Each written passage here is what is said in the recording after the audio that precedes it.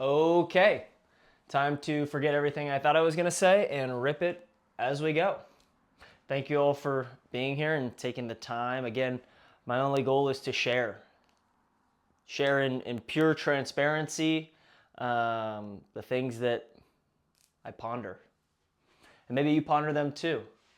I was actually thinking about why would someone want to listen to this, or why would this come to them? Why would this come across, I guess, your algorithm? Or why would you choose to listen?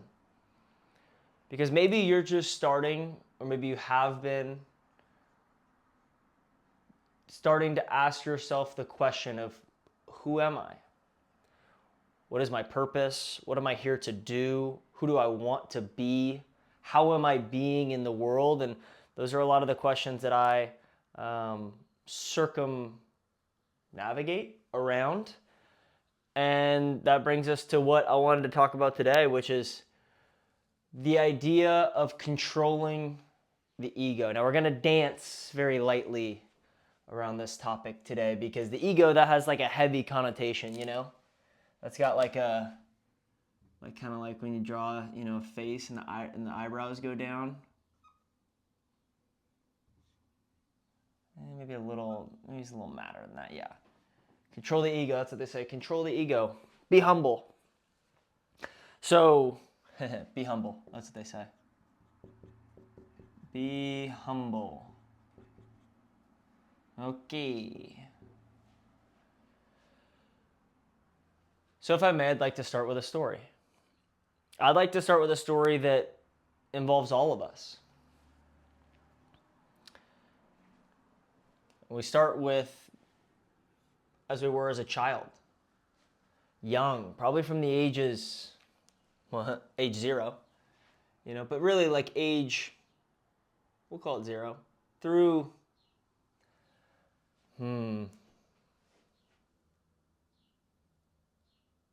17, 18, you know, really like 14. You know, our ego is growing. But it's growing in a healthy way that supports us in allowing us and promoting us to believe that we can accomplish what it is that we set our mind to. The ego is the very thing in adolescence that tells us you can do it. It works as encouragement.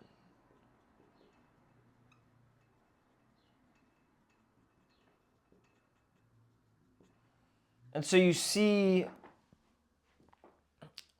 a lot of adolescent youths, young youths, who are fearless. They're able to do anything they put their mind to, truly, and their ego supports them the entire way through. Their ego is there, yes, do it. Yes, go. Yes, do it. Yes, go. Now we reach a certain point that is so healthy, which is truly the job of a parent, as I see it, to nurture that ego in a healthy manner and really allow it to grow prosperously for an adolescent. Encouraging them that, yes, you can do anything you put your mind to. If you want to get better at it, you work towards it. Then we come to this point, I'll draw it with a red line. We come to this point where we start to hear like these phrases being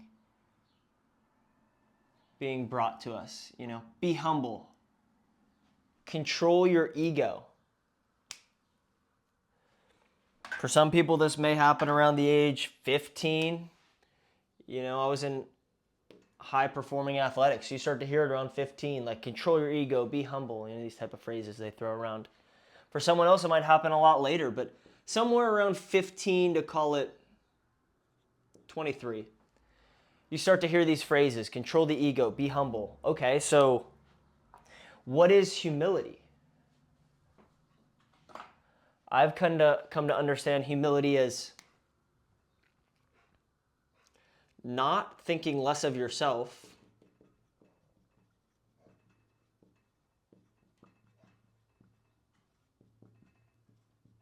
Again, your, separate self, second word, yourself.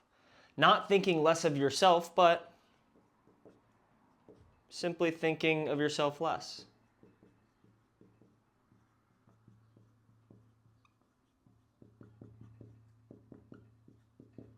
We're dancing lightly.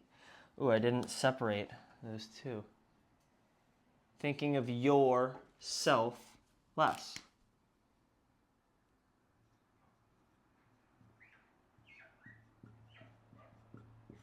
Okay, but that very rarely gets brought to an individual at the age where they're starting to get told, be humble, control your ego. However, when I started to frame humility in this way, not thinking less of myself, but just thinking of myself less. Well, that makes a lot of sense. Allows me to relax into it. Now, we come to the idea of controlling the ego. Controlling the ego. Let's see if we can dance lightly around this. We'll take it from this age, 15 to 23, when you're starting to get told these phrases, and we'll just bounce to the space of, how about 23 to, really, we'll call it 23 to 55. I don't know, I haven't been to 55 yet, so just making it up. 23 to 55, we start to see that, okay, well, it's funny because I've been trying to control my ego for this number of years. I've been trying to be humble. And now I'm in this space where it's like, I think I need my ego.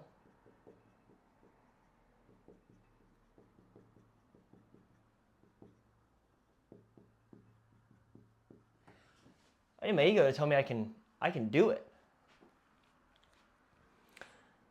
I just witnessed so many people get stuck in the in-between of should I do it, should I not, whatever that is. Whatever their spirit draws them towards. I got my shirt tucked in the front.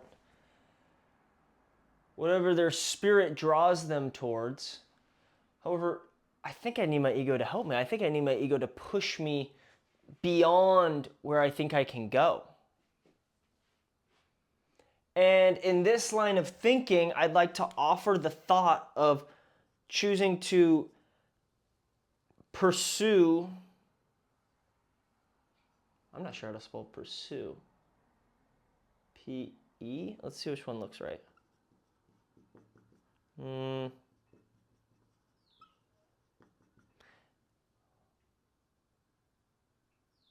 I think it's with an E. I don't know. Tell me. You could comment and tell me. Either way, regardless, pursue integration with. Pursue integration with the ego.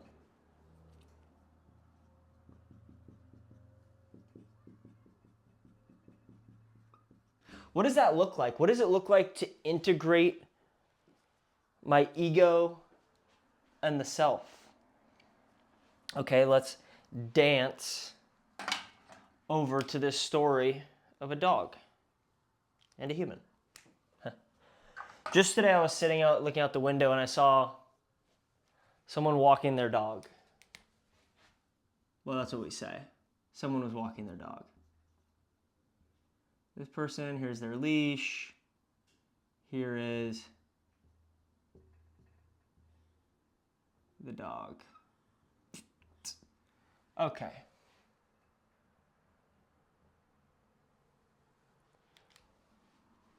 And I thought, who's walking who?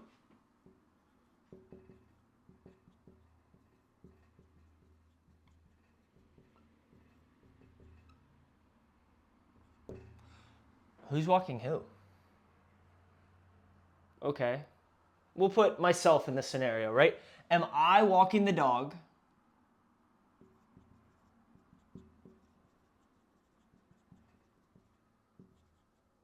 I'll just cut out some words. Am I walking the dog? Actually, that doesn't look good. Is the dog walking me?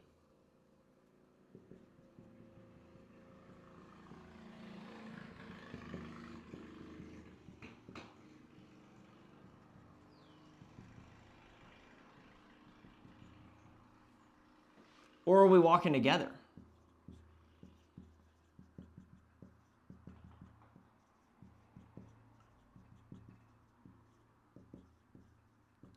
So now you bring up the idea of like a leash, right? This is the leash. They got the leash on the dog. It looks like a hot dog. Okay, am I walking the dog? If I'm walking the dog, then it's me up here, it's me up ahead, and I got this leash and it's tight to the dog. And if I'm up ahead, well then the leash is around the dog's neck.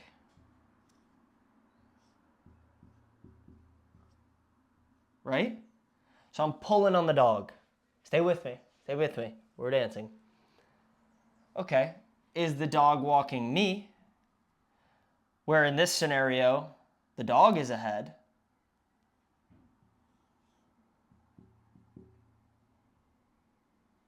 I'm behind. And again, we're playing this game of catch up. And again, the leash is tight. Because someone is pulling on someone else. Right? It's tight. Or are we walking together? Or we might be walking side by side. We're going to have to imagine in this drawing that we're side by side. The dimensional drawing is not in my bag yet. But we'll just put the human next to the dog. And there's a lot of slack in the leash. Okay, so we have those three different scenarios. So what I see is if I'm walking the dog, control. If the dog's walking me, control. But if we're walking together, we're with one another. Let that soak in for just a moment as I come back around. So ages 0 to 14, this ego is growing, right? I can do this. I can go out. I can make amazing things happen. You see children, their imagination's going crazy, and then they go do it. 15 to 23, ego's growing. At a certain point, someone tells us, hey, control your ego. Be humble. But never elaborates on what that could mean. So, okay, I guess I'll think less of myself, and no, my ego's not there to help me, so I need to make sure I don't listen to it. Okay, well then, we reach 23 to 55. Again, guessing on the 55. Could be 100. Really, until the... I think I need my ego. I think this thing which I nurtured for so long, I think I need to integrate with it. And I know it's not through control, but I know there's somewhere that we can help one another. Otherwise, why would it be there? So am I walking my ego behind me, just pulling on it? Hey, in a sense of control. Sit down, roll over, lay down, get up, Is the dog walking me where it's just full steam ahead and I'm just at the mercy of my ego? Or are we walking with one another, where we come into awareness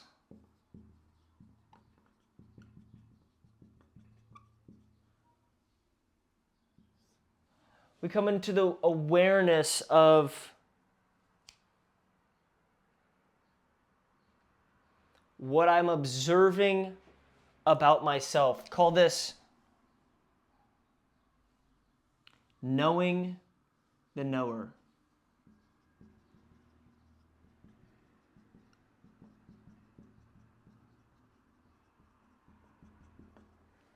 to know the knower.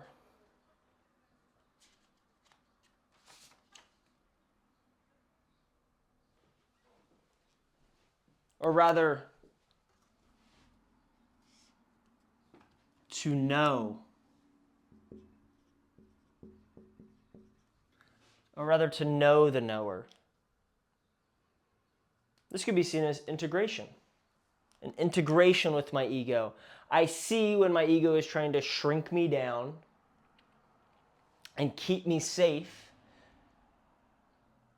inhibiting me from going towards the callings of my spirit, from going towards the unknown, because the best version of each of us, of you, of me, of everyone out there, lives in the unknown.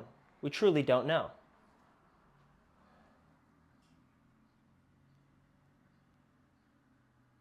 And then coming into that relationship, that conversation of, I see. Okay. Okay. And then going forward. Now I have two other words written here, individuation and mana, both terms from Carl Jung. Carl Jung, one of my favorite thinkers, authors I've ever read, and that I continue to read. And I see this idea of integration of the ego blending with the idea of mana and individuation. So as I erase this, give yourself a moment to just sit with this idea. Maybe I don't need to erase it. We can maybe work out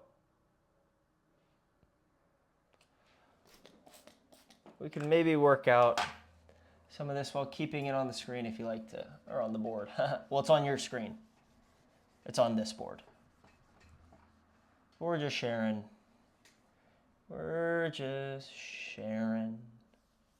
That's all we're doing.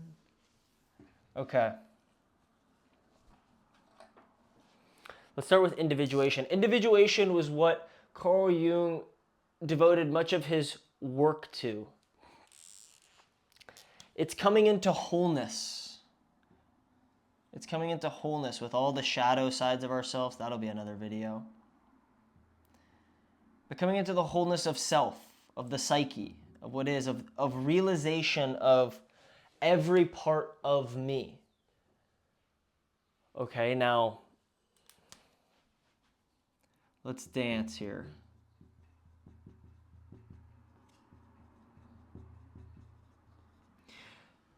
Okay, we bring about this idea of mana. Mana he describes as a psychic phenomenon.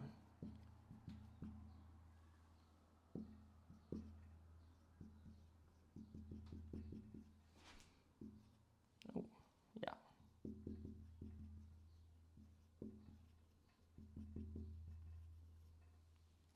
A psychic phenomenon. Gets a little messy, but you get the idea with the phenomenon.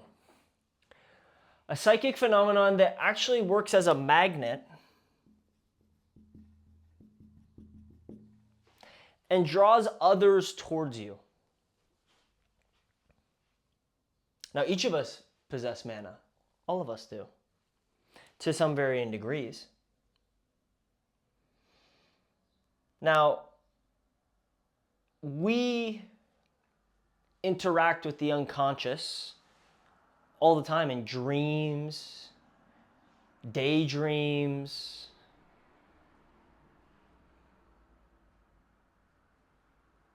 realizations, certain things we observe about the self. This is the process of individuation. Rather, the process is coming into awareness of the unconscious.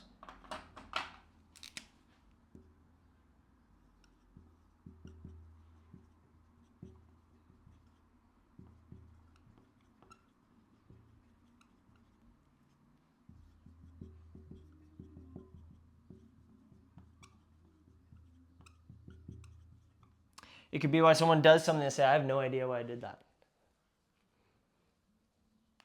lack of awareness of the unconscious. And a lot of what we can see today taking place in the world around us is people talk a lot about healing. Healing. And I really would love to offer to you that no one is a project. No one, you, me, none of us are broken. Through the process of individuation, we just come into awareness of the unconscious. We blend the conscious, and the unconscious.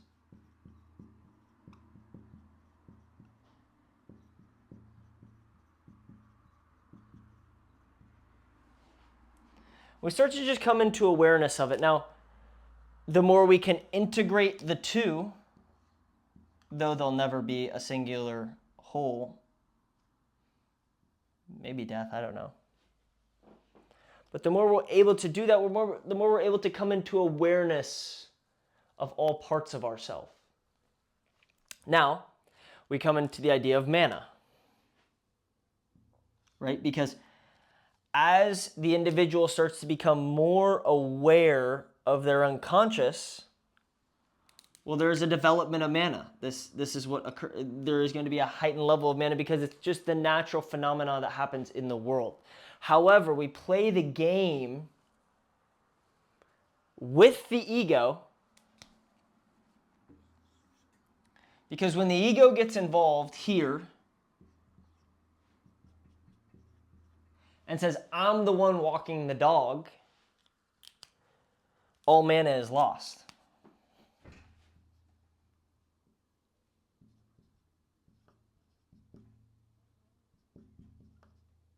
It's lost in the desire for control.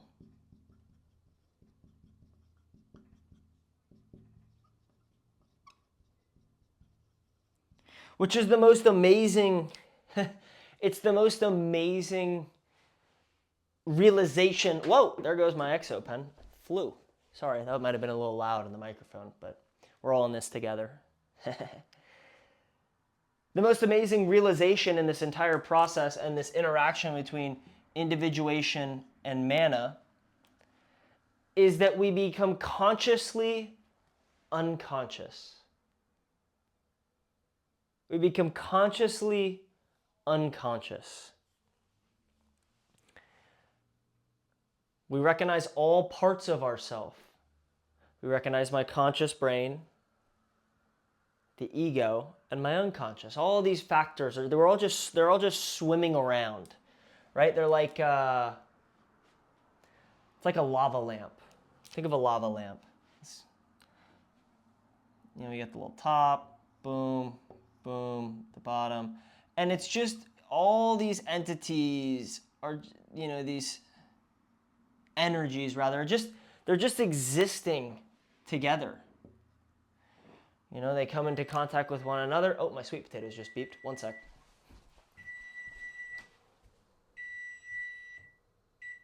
Okay. They come into contact with one another, and it's this flow that we are not in control of. Thus, we must consciously give up control, give up the desire for control.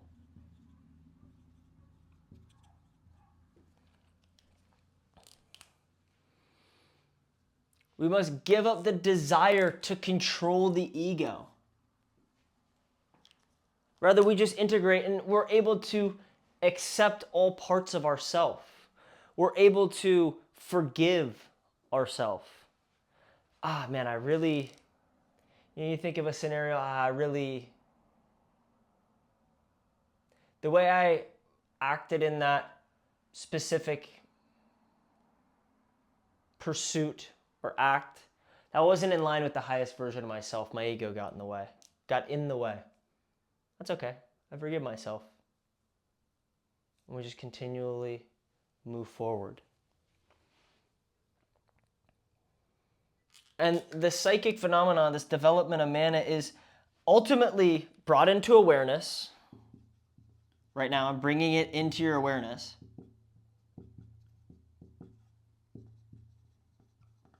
And then forgot about.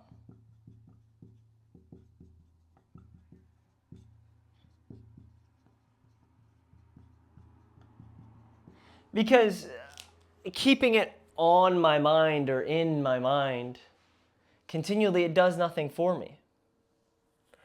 The process that I choose to focus on is just the pursuit of individuation, because I see that as allowing me to become the highest version of myself, the most elevated version of myself through the process of individuation, and just remembering the wholeness of each of us.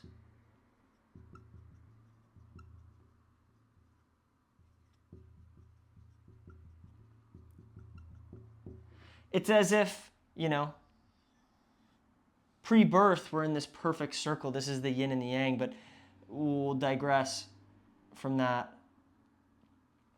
We're remembering this wholeness, and it's as if, we're putting together just the puzzle pieces of the self.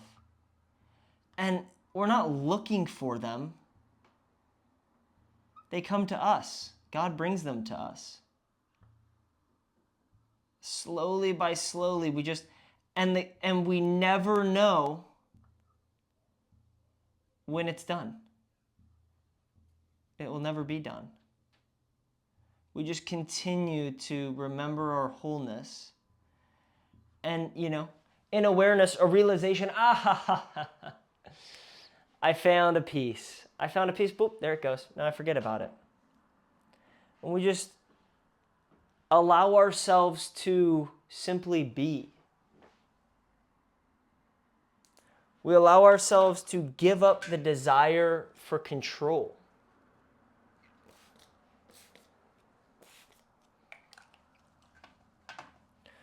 In this space, we're able to just forgive ourselves. And that is the work itself. You're not a project. There's no due date. There's no assignment. It's more just awareness coming into play and saying, hey, want to play? And we accept the invitation or we don't. And it's completely subjective to what you want in your life. However, if you made it through the entirety of this video and you're still listening right now at this moment, maybe, I don't know, but as a possibility, your spirit, the God within you, the godliness within you, the Christ likeness, whatever term you want to use, the undividedness within you is saying, hey, maybe that could be true. I don't know. Therefore, I just choose, because in awareness,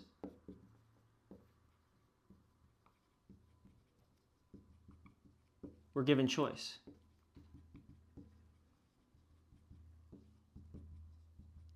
You always have a choice. You always do. Always, always, always. Therefore, I choose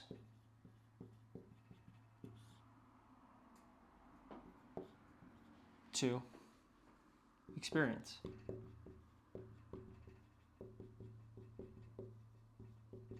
All parts of me.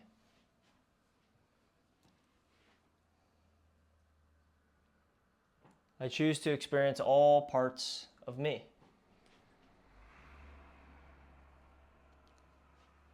And rather than trying to walk my dog or let my dog walk me, I just walk with him. And we just go for a walk for the fun of it. Not for the exercise, not for what could come of it, or any of the things after the fact. I just choose to walk the dog for the act of walking the dog.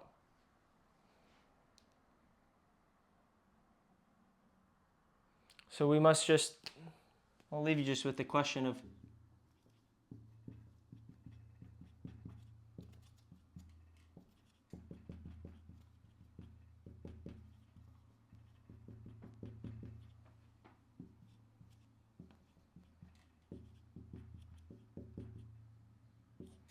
what is my relationship to myself? Rather, let me take out the question of what.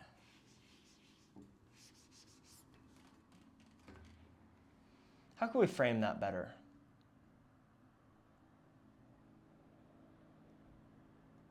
How am I being?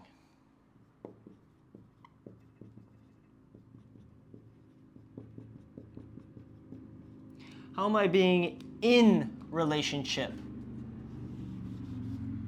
with myself?